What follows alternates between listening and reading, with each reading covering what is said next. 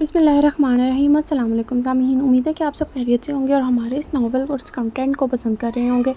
اور آپ سب سے گزارش ہے کہ اگر آپ کو ہمارا یہ چینل اور اس کا کنٹینٹ پسند آ رہا ہے تو پلیز لازمی اس کو لائک، سبسکرائب اور شیئر کر دیا کریں۔ اور اگر آپ کے فرینڈز یا فیملی میں کوئی بھی ناول سننے میں انٹرسٹڈ ہے تو اس تک بھی ہمارے چینل کا لنک بھیج دیا کریں۔ اور اس کے علاوہ اگر آپ کوئی بھی ناول اپنی مرضی کا سننا چاہتے ہیں تو آپ اپنی رائے کا اظہار ہمیں کمنٹ کے ذریعے کر سکتے ہیں۔ انشاءاللہ ہم آپ کے لیے بھی وہ ناول ضرور پڑھیں گے۔ ابھی جو ہم نے ناول شروع کیا ہوا ہے اس کا نام ہے اسری یسریٰ اور یہ تحریر ہے حسنہ حسین کی۔ چلیے جی آج کی ہماری ایپیسوڈ شروع کرتے ہیں۔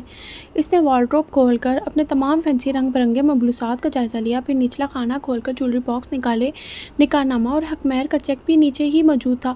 فرش پر کافی دیر بیٹھے وہ نکاح نامے کو یوں ہی تکتی رہی۔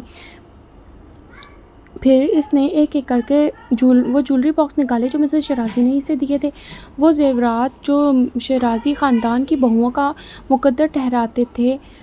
کچھ دیر وہ خیالات میں غرق اپنی تمام چیزوں کو دیکھتی رہی، پھر اس نے ایک فیصلہ کر لیا۔ فارغ وجدان کے سامنے اپنی حالیہ پوزیشن، اپنے حالیہ مقاصد واضح کر لینے کا فیصلہ۔ ایک بات تو طے تھی کہ اب ان کے مابین کچھ بھی ٹھیک نہیں ہو سکتا، نہ وہ اسے اپنانے کو تیار تھا اور نہ ہی جنت کمال اب ایسا کچھ چاہتی تھی۔ وہ جان گئی تھی کہ اس کا گھر کبھی نہیں بسے گا، طلاق ہر بار مقدر ٹھہرائے گی۔ بددعائیں تیر کی طرح تھی، ٹھیک نشانے پر ہی آ کر لگتی تھی اور اسے اچھی طرح سے اندازہ ہو چکا تھا کہ اس جیسی لڑکی کسی گھر کی زینت، کسی مرد کی عزت نہیں بن سکتی۔ وہ ایک مجبوری تھی۔ برہان نے بھی اس کے ساتھ اسی طرح کا رویہ رکھا تھا، فارغ بھی اب یہی کر رہا تھا۔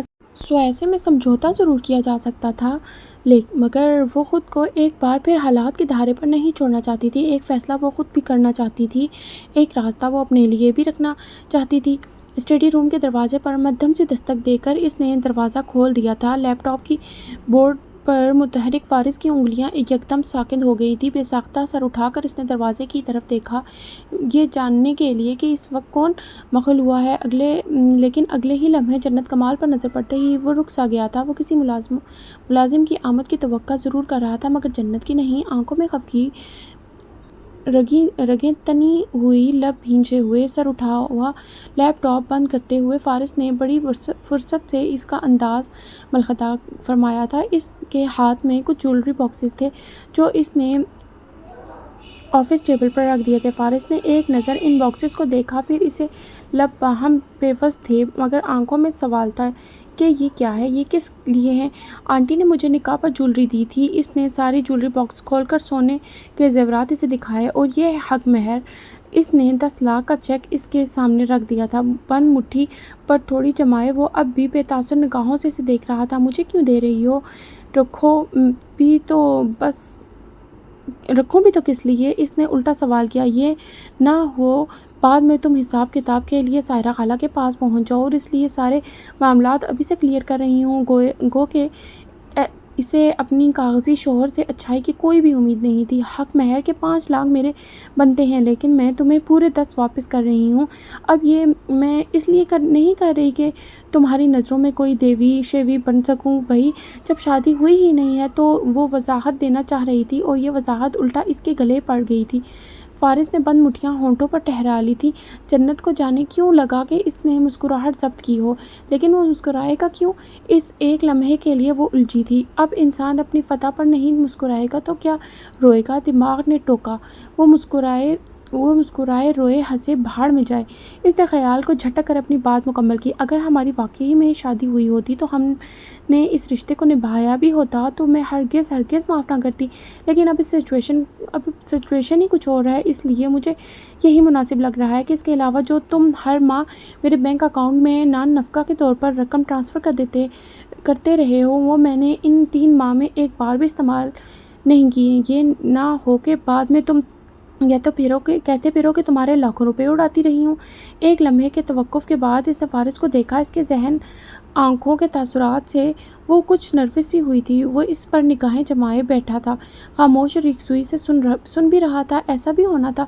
خیر، اس نے اس لٹ کو کان کے پیچھے عرصہ جو اس کے گال پر پھسل رہی تھی۔ مجھے طلاق فوری چاہیے ہوگی۔ تمہیں ابھی سے ڈاکومنٹس کا انتظام کر لینا چاہیے تاکہ مناسب وقت پر بنا کسی تاخیر کے سائن کر کے ایک دوسرے سے جان خلاصی کی جا سکے، لیکن اگر کچھ وجوہات کی بنا پر مجھے قبل از وقت یہ گھر چھوڑنا پڑ جاتا ہے تو اس دوران میرا تم سے فی الفور رابطہ بھی نہیں ممکن ہو پاتا، تو میں 1 ماہ تک کی مدت کو ذہن میں رکھوں گی اور اس کے بعد سمجھ جاؤں گی کہ مجھے طلاق ہو چکی ہے۔ تمہیں اس بات کا خیال رکھنا ہوگا کہ مجھے اس 1 ماہ کے اندر ہی طلاق ہو جانی چاہیے۔ ایک لمحے کو رک کر اس نے یہاں وہاں نگاہ دوڑاتے کچھ سوچا کہ کہیں کچھ رہ تو نہیں گیا۔ لمبی چوڑی تحمیل باندھ کر اس نے اس طرح جولری کو اور حق مہر کی رقم واپس کر کے تم کیا ثابت کرنا چاہتی ہو کہ تمہارے لیے پیسے اہم نہیں ہیں؟ Really?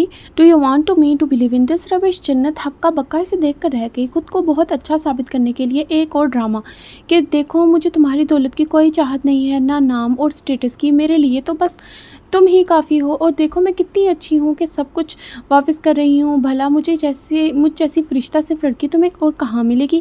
ٹھیک ٹھاک بے عزتی تھی۔ جنت کا چہرہ مارے خفت کے سرخ پڑ گیا تھا۔ تمہیں کیا لگ رہا تھا کہ اس طرح میں بہت امپریس ہو جاؤں گا اور مجھے لگے گا کہ یہی ہے وہ محبت کرنے والی وفاشار لڑکی جسے میری دولت، وجاہت، اسٹیٹس سے قطعاً کوئی غرض نہیں ہے؟ اور جنت کے ضبط کا پیمانہ لبریز ہو گیا، ساری برداشت ختم ہو گئی تھی۔ جولری باکس اٹھا کر اس کے سر پر مارتے مارتے وہ یکدم رک گئی۔ وہ دلچسپ نظروں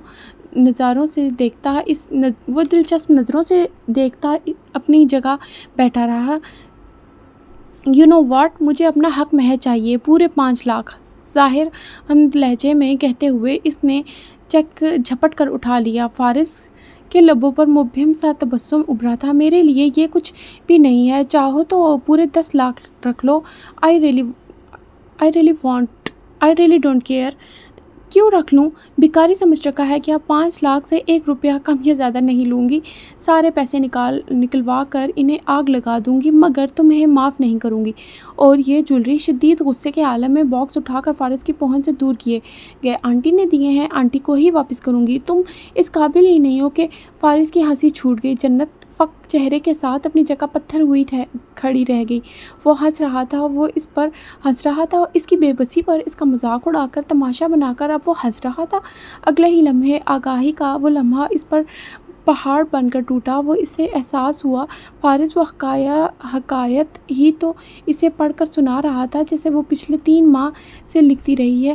وہ بھی تو وہی کر رہا تھا جو وہ خود کرتی رہی ہے۔ اس نے بھی تو زچ کیا تھا، اسے زبردستی کی مصیبت کی طرح مسلط رہی تھی، اور پھر وہ کیسے بھول سکتی ہے کہ وہ مسز شیرازی کے توصیف سے ہی اپنی مرضی منشا سے اس گھر میں رہتی رہی ہے۔ اسے یکایک ہی ادراک ہوا کہ وہ اپنا بویا کاٹ رہی ہے، اسے سزا ملنی ہی تھی۔ فارس کی خاموشی نے کبھی تو آواز میں ڈھلنا ہی تھا۔ وہ اس کی مجبوری کا فائدہ اٹھاتی رہی ہے تو وہ اس کی کمزوری کا حد کیوں نہیں اٹھائے گا؟ وہ اس پر نگاہ جمائے کئی لمحوں تک ساکن کھڑی رہی تھی۔ اس نے پہلے کیوں نہیں سمجھا، پہلے کیوں نہیں جانا؟ تمہیں اب یہ سب کرنے کی ضرورت نہیں ہے۔ کافی دیر بعد وہ کچھ کہنے کے قابل ہوئی تو اس کا لہجہ کافی سے زیادہ سختی لیے ہوا تھا۔ ہمارا نکاح ایک کانٹریکٹ ہے اور یہ کانٹریکٹ ہی رہے گا۔ میں اس حقیقت کو بدلنے کی کوشش اب کبھی نہیں کروں گی۔ پورے اعتماد اور یقین کے ساتھ اس نے اپنے ارادے فارس وجدان پر واضح کر دیے تھے۔ جس طرح تم آنٹی کے لیے خوشگوار شادی ہونے کا ناٹک کر رہے ہو نا، اسی طرح میں بھی صرف انہی کی وجہ سے یہاں رکی ہوئی ہوں، اور یہ میرا تم سے وعدہ ہے کہ جب جانے کا وقت آئے گا میں خاموشی سے چلی جاؤں گی۔ اس لیے تمہیں یہ سب کرنے کی ضرورت نہیں ہے۔ 2 ٹوک انداز میں تنفر سے کہہ کر وہ اسی وقت آفس سے نکل گئی تھی۔ تیزی سے کرسی چھوڑ کر فارس اجرت میں قدم اٹھاتے ہوئے اس کے پیچھے آیا تھا۔ پیچھے راہداری میں ہی اسے کندھوں سے پکڑ کر جنت کا رخ موڑا۔ وہ اس کی اس حرکت پر حیران ہوئے بنا نہ رہ سکی تھی۔ پھر یاد آیا یہاں غصہ کرنا بنتا تھا۔ اب کیا مسئلہ ہے؟ کندھے جھٹک کر پھنکاری۔ مسئلے کا حل ہے، اب تم حق مہر کی پوری رقم اپنے پاس رکھ سکو گی۔ چھناکے سے جنت کے اندر کچھ ٹوٹا، کرچیاں آنکھوں میں سمائیں، مگر کانٹریکٹ کی حقیقت کبھی نہیں بدلے گی، وہ کہہ کر جا چکا تھا، اور جنت کمال جولری باکس اور حق مہر کی رقم لیے اپنی جگہ کھڑی رہ گئی تھی۔ اول جنوری کی دھند آلود شب تھی، ہر طرف سناٹوں کا راج تھا۔ وہ سٹنگ روم میں فلور کشن پر ٹانگیں سمیٹے خاموشی سے بیٹھی تھی۔ اطراف میں زرکار روشنیوں کا ہلکا سا تاثر پھیلا ہوا تھا۔ سامنے گلاس وال پر ابھرتی اس کی شبیہ ادھوری تھی، آدھا چہرہ عیاں تھا تو آدھا تاریکی سے الجھا ہوا تھا۔ اس نے ذلالت کے کئی روپ دیکھے تھے مگر یہ نہیں دیکھا تھا، لہجوں کے کئی نشتر سہے تھے مگر یہ نہیں سہا تھا، دھتکار تو ویسے بھی اس کا مقدر تھی مگر عزت نفس پر چوٹ سب پر بھاری تھی۔ ماں کی بددعاؤں میں ایک بددعا موت کی بھی تو تھی، یہ واحد دعا تھی ان کی جو پوری نہ ہوئی تھی۔ باقی بربادی کا ہر چہرہ اس نے دیکھ لیا تھا، ہر اذیت چکھ لی تھی، ہر دھتکار سہہ لی تھی، بس یہ موت ہی رہ گئی تھی، بس یہی۔ سر جھکائے وہ نم آنکھوں سے اپنی خالی ہتھیلیوں کو دیکھنے لگی تھی، نگاہیں لکیروں سے الجھی تھیں۔ نصیب تلخی سے مسکرایا تھا، زندگی کتنے ہی مشکل ادراہے سے کیوں نہ گزر رہی ہو، دعا کسی بھی صورت کسی بھی حالت میں نہیں چھوڑنی چاہیے۔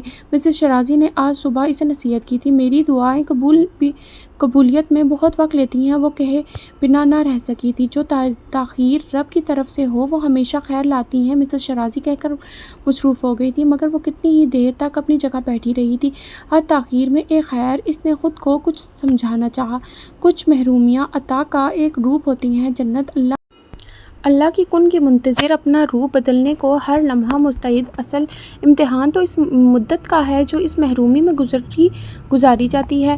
گلاس وال پر اس کی دھندلی ادھوری شبیہ اب کچھ واضح ہوئی تھی۔ اس دوران ہمارے صبر کو جانچا جاتا ہے، ہمارے شکر کو پرکھا جاتا ہے، پھر ایمان کا درجہ متعین ہوتا ہے۔ اس نے آنکھیں رگڑ کر صاف کی تھیں، مانگتی رہو اور دیکھتی جاؤ، اللہ کی مرضی سے تمہاری جھولی میں کیا گرتا ہے، جو گرے اسے بخوشی اپنا لو، خواہ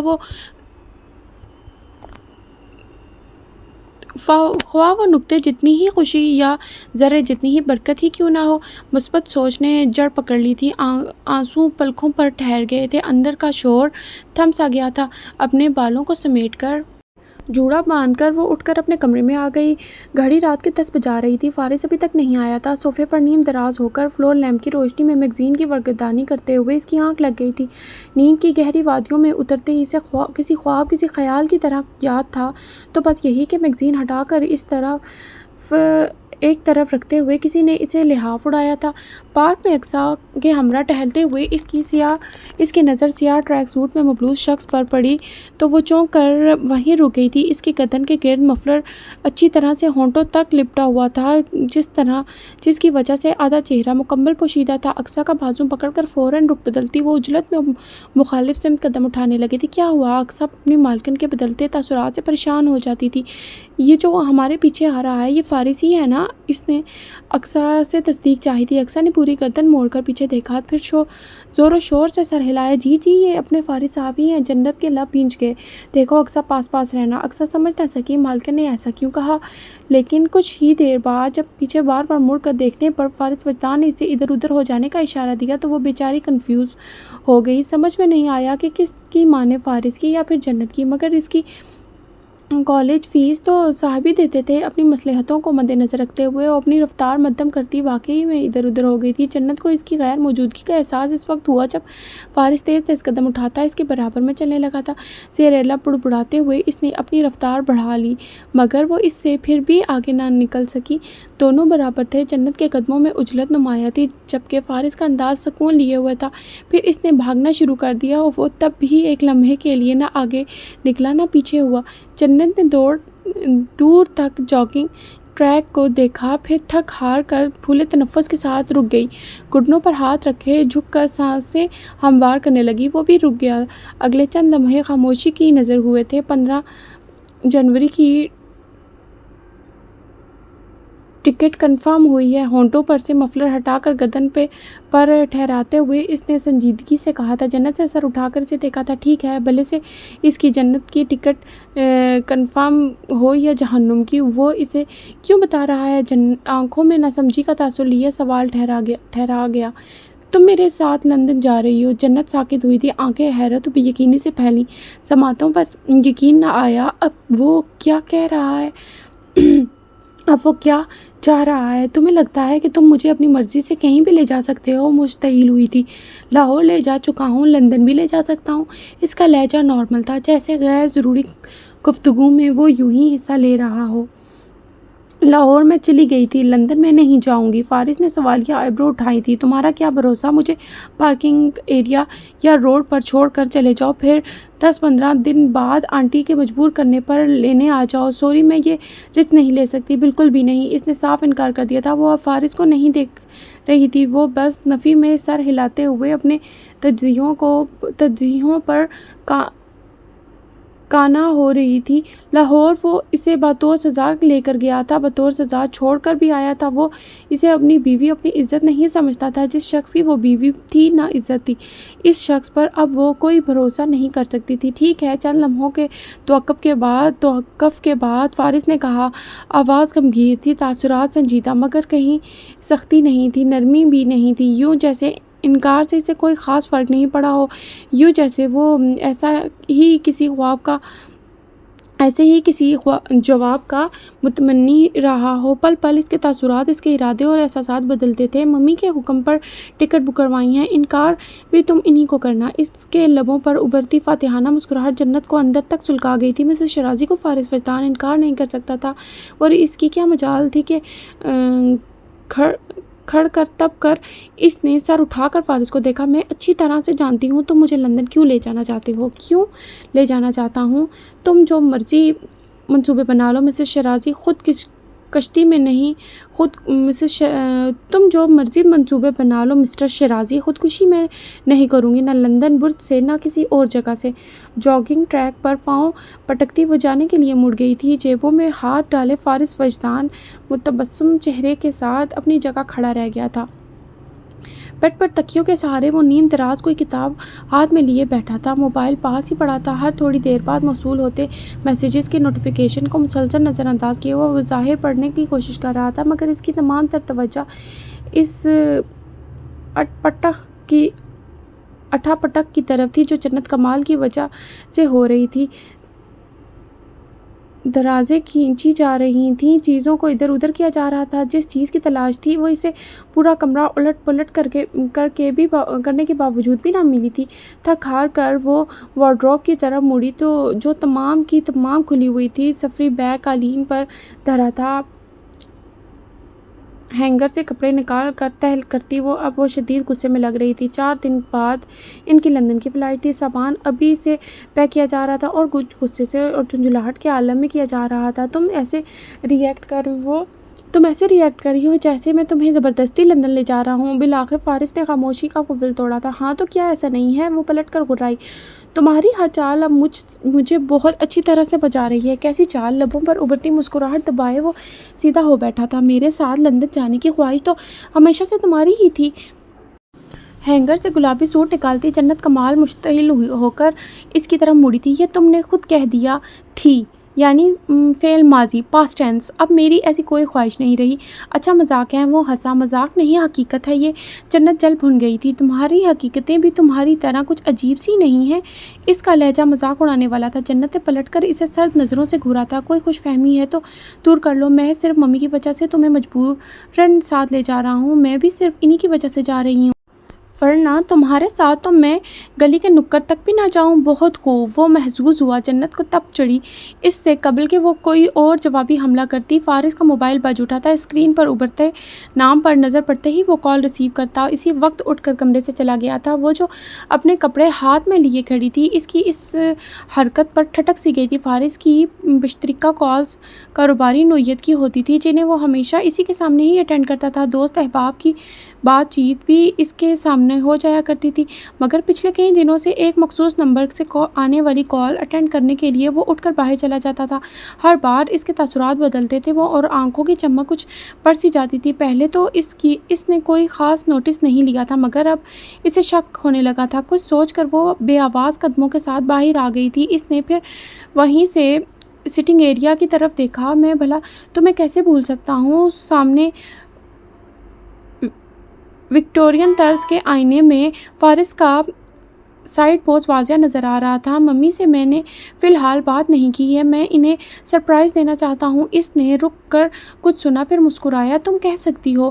خاموشی ایک بار پھر چھائی تھی۔ وہ بہت توجہ اور یکسوئی سے مخاطب کی بات سن رہا تھا اور اس دوران کئی بار اس کے لبوں پر مسکراہٹ بکھری تھی۔ کون؟ میری بیوی۔ اس کی تم فکر مت کرو، میں سب سنبھال لوں گا۔ کیا سنبھالنے کا؟ وہ جنت کا ماتھا ٹھنکا۔ وہ خاطب یقیناً ایک لڑکی تھی۔ اس کا شک یقین میں بدل چکا تھا، مگر یہ لڑکی تھی کون؟ یہ سوال اب وہ ڈائریکٹ فارس وجدان سے نہیں پوچھ سکتی تھی، پوچھنے کا کوئی حق بھی تو نہیں رکھتی تھی۔ حق رکھتی بھی ہوتی تو پوچھنا نہیں چاہتی تھی۔ اسے یہی ظاہر کرنا تھا کہ ایسی کسی بات کی وجہ سے اسے کوئی فرق نہیں پڑتا۔ سر جھٹک کر وہ کچھ ہی دیر میں کمرے کے اندر تھی۔ ہاں، اسے ہرگز فرق نہیں پڑنا چاہیے۔ اس نے اپنے گال تھپتھپا کر خود کو سمجھانا چاہا، پھر اپنے کام میں جٹ گئی۔ کون ہو سکتی ہے؟ کچھ ہی دیر بعد اپنا بکھیڑا سمیٹتے ہوئے وہ ایک بار پھر سوچنے بیٹھ گئی تھی۔ آپ بہت پیاری ہیں۔ کچن میں داخل ہوتے ہی یہ پہلا جملہ تھا جو فارس وجدان کی سماعتوں سے ٹکرایا تھا۔ اسٹول کھینچ کر بیٹھتے ہوئے اس نے گپلو سے اس صحت مند بچے کو دیکھا تھا جو کاؤنٹر ٹیبل کے دوسرے کونے میں اپنے کپڑوں میں بامشکل سمایا ہوا بیٹھا تھا۔ کھلی ٹی شرٹ لارج سائز کی تھی اور تب بھی اسے تنگ ہو رہی تھی۔ فارس کو بہت غور کرنے اور ذہن پر زور دینے کے بعد یاد آیا کہ وہ مسز یزدانی کا نواسہ تھا۔ مسز یزدانی وہی جو ان کے پڑوس میں رہتی تھی اور جو جانوروں سے بہت محبت کے معاملے میں کافی مشہور بھی تھی۔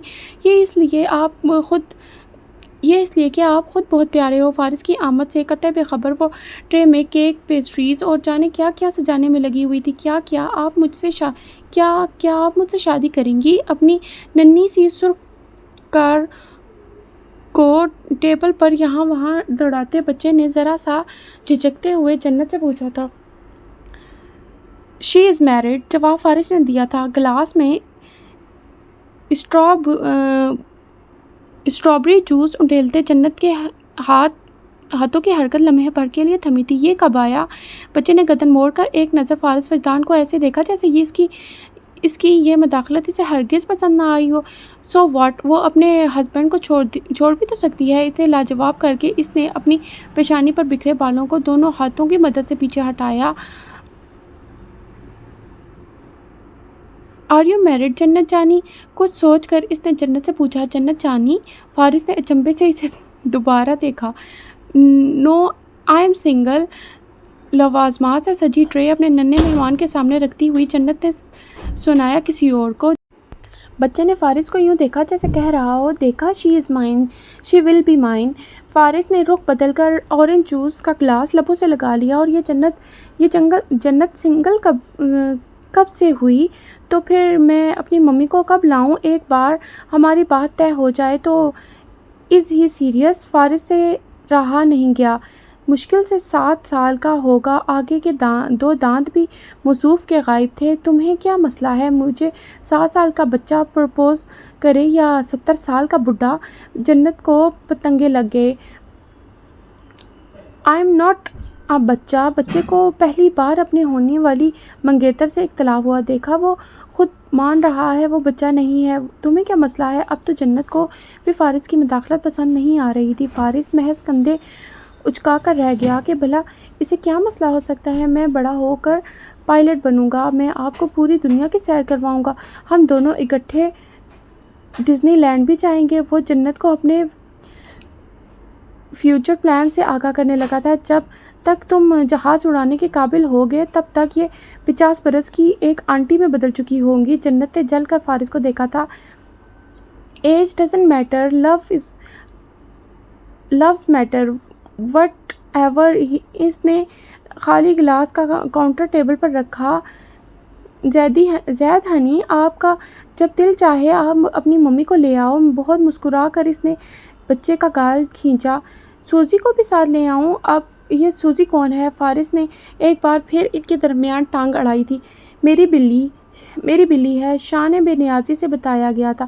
فارس کے تاثرات بدلے تھے۔ نہیں، سوزی کو لانے کی کوئی ضرورت نہیں ہے، میں اس سے ملنے آپ کے گھر آؤں گی۔ جنت نے ٹالنا چاہا۔ سوزی بہت اسٹرانگ ہے، اس کے اندر سپر پاورز ہیں، وہ میرے دشمنوں کو جب دیکھتی ہے تو وہ اسی وقت گر جاتے ہیں۔ وہ درپردہ کسی بات پر چوٹ کر رہا تھا۔ فارس پہلو بدل کر رہ گیا۔ آپ گرے تھے نا اس دن؟ پھر وہ فارس کی طرف مڑا۔ کمال کی یادداشت تھی اس بچے کی، 1.5 سال ہونے کو تھا مگر ابھی بھی وہ اس واقعے کو نہیں بھولا تھا۔ آپ گرے تھے نا سیڑھیوں سے؟ سوزی بہت پاورفل ہے جنت جانی، کل میں سوزی کو بھی لاؤں گا۔ वारिस ने भवें सिकुड़ कर इसे देखा था। मैं तुम्हारी सूजी की वजह से नहीं गिरा था, सब मालूम है मुझे। बच्चे ने गर्दन सीधी की थी। आपकी आइज़ रेड हो गई थी। आप शिवरिंग कर रहे थे। आप बहुत डर गए थे मेरी बिल्ली से। मुझे सब याद है। मेरी बिल्ली बहुत पावरफुल है। खाली गिलास मेज़ पर रखते हुए फारिस इसी वक्त उठकर चला गया था। ये बहुत डरते हैं मेरी सूजी से। इसने पुरस्रार लहजे में जन्नत की मालूमात में इजाफा करना चाहा। लबों पर उभरती मुस्कुराहट को बामुश्किल दबाते हुए जन्नत ने फारिस की तरफ देखा। वो लाउंज के सोफे पर नीम दराज अब चैनल चेंज कर रहा था। अच्छा, इसने भी आगे से शदीद हैरत का इजहार किया। आप मेरी सूजी को अपने पास रख लें फॉर योर ऑन सेफ्टी, बच्चे ने सरगोशी में कहा। जन्नत बेसाख्ता हंसती चली गई थी। झुंझुला कर रिमोट पटकते हुए फारिस इसी वक्त उठकर चला गया था। चलिए जी, आज की हमारी एपिसोड यहीं तक थी। उम्मीद है कि आपको बहारा नॉवल की पसंद आ रहा होगा, और अगर आपको पसंद आ रहा है तो प्लीज़ हमारे चैनल को लाइक, सब्सक्राइब और शेयर कर दें। शुक्रिया। अल्लाह हाफ़िज़।